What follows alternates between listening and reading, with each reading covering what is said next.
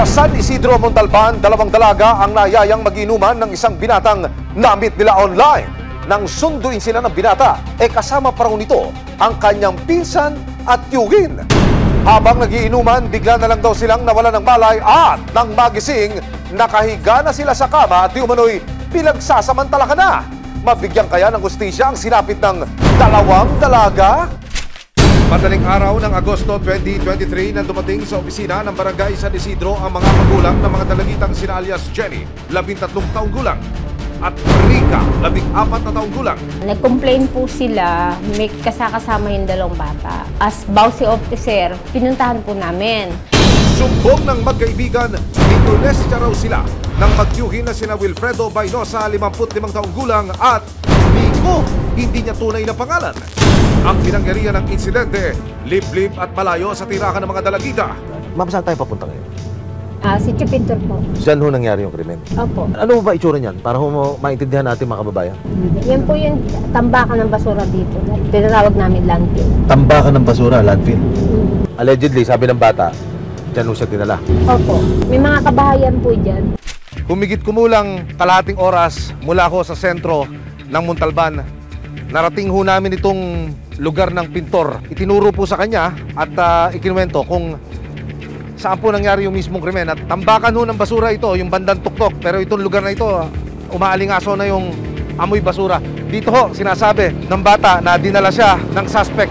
Napakasukal ho pa. Mami, halika. Ito.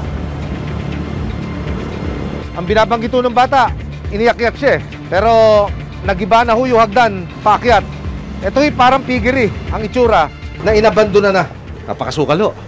Sa gabay ng Violence Against Women and Children Officer ng barangay, inilahad sa amin ni Jenny ang buong pangyayari. Mga bandang 7:40 po, nagsabi po siya sa akin na may nag-aaya daw po sa kanya ng inom. Hindi nakatanggi si Jenny sa pagpilit ng kaibigang si Rica na samahan siya. Dapat po hindi po ako kasama nun. Sinama niya lang po ako para daw po may kasama siya. Napagkasundoan ni Rica at ng lalaking chatmate na si Nico na sa isang convenience store daw sila nito susunduin. Sabi po namin yun, sige po. Pagdating sa pizza place, laking gulat ng magkaibigan na may kasama pang isang lalaki si Nico. Ang isang kanyang tiyuhin na si Rene, hindi rin niya tunay na pangalan. Nagtaka po kami na lumagpas po ng maislap, tapos dumiretso po ng pintor. Nang makarating sila sa bahay ni Wilfredo na kapatid ni Rene, sinalubong daw nito ang mga dalagita at nagyaya ng inuman. Pinainom na po agad kami nun. Mga ganito po. Sa pangatlong tagay, unti-unti na raw ng hina at nawalan ng malay ang magkaibigang Jenny at Rica. Dito na raw walang awang inabuso di umano ng mga lalaki ang dalawang dalagita.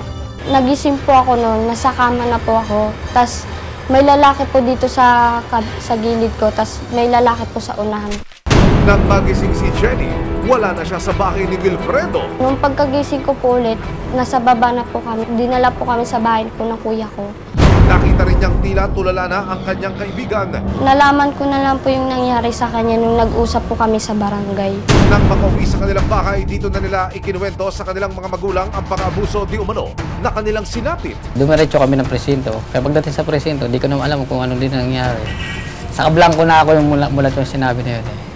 Sinubukan pang hanapin ng VAUSI officers at ng mga pulis ang magtiyuhing sina Wilfredo at Rene.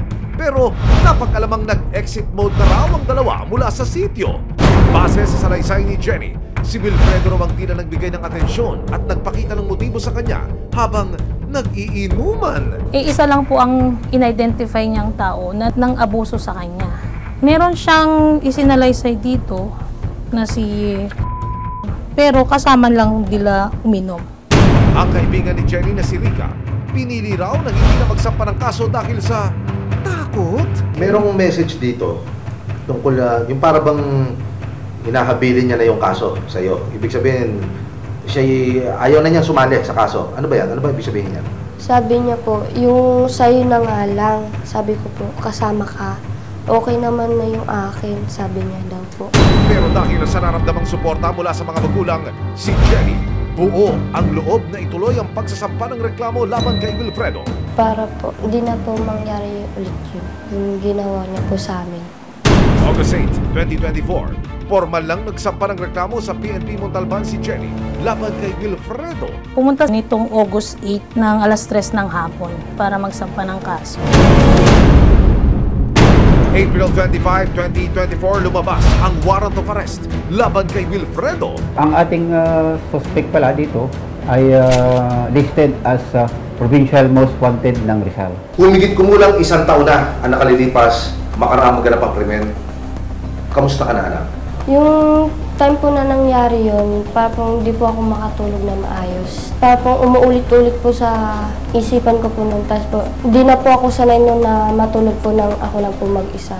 Matapos ang isang buwang paghahanap ng mga operatiba, May 2024, isang tip ang nakuha ng CIDG DSOU sa posibleng pinagtataguan ng suspect. Nung napagtanungan ng ating tropa ay nung binanggit yung pangalan swerte yung ating tropa. Dahil yung tricycle driver, naihatid niya doon sa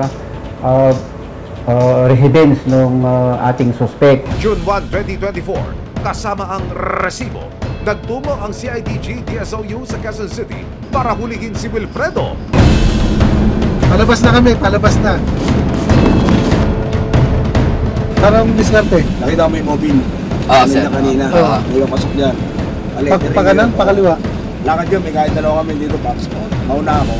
Para pagka sigurado na kukuhain na, tatawag siya, pasok. Pasok na kayo, pasok. Positive yung sabi. Sa hudyat ng naunang pulis sa lugar, pinasok na rin ng iba pang operatiba ang bahay ng suspect.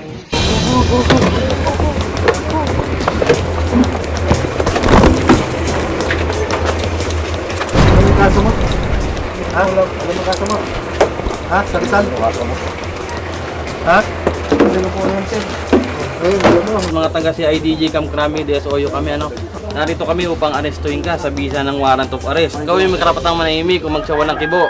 Nakapanayam ng resibo ang 55 anyos na suspect, pero ayon sa kanya, nadamay lang daw siya sa insidente. Tulungan ko daw sila yan, tinulungan ko. Hinatid ko sila sa bahay nila. Kung maalam na nagkaganyan yan. Sa huli, kinatigan ng Rodriguez Municipal Police ang salaysay ng menor de edad na biktima.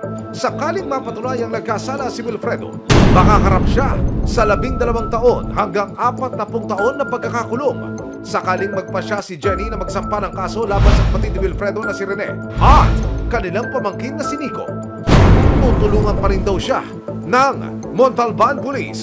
Pwede naman po mamasampa ng kaso kung ito ay babanggitin at sasabihin na siya ay talagang involved dun sa pangyayari. Kapag minor ang victim, mas mataas yung penalty. Kagaya dito, minimum 12 years yung penalty. Lalo na pag minor, dapat mag-ingat tayo pag minor kasi hindi natin alam yung trauma na nagagawa natin sa kanila. Sa pagkakakulong ni Wilfredo, gumaan daw kahit papaano ang loob ni Jenny at kanyang mga magulang. Umaasa ang kanyang ama na ito na ang simula ng patuloy na paghilom ng kanyang anak mula sa madilim na karanasan. Kailangan talaga magkaroon ng hustisya. Kung hindi mo rin ang hustisya, gagawin pa ng lalaki doon sa iba. Maraming salamat sa panonood, mga kapuso. Para masundan ang mga reklamong nasolusyonan ng resibo, mag-subscribe lamang sa GMA Public Affairs YouTube channel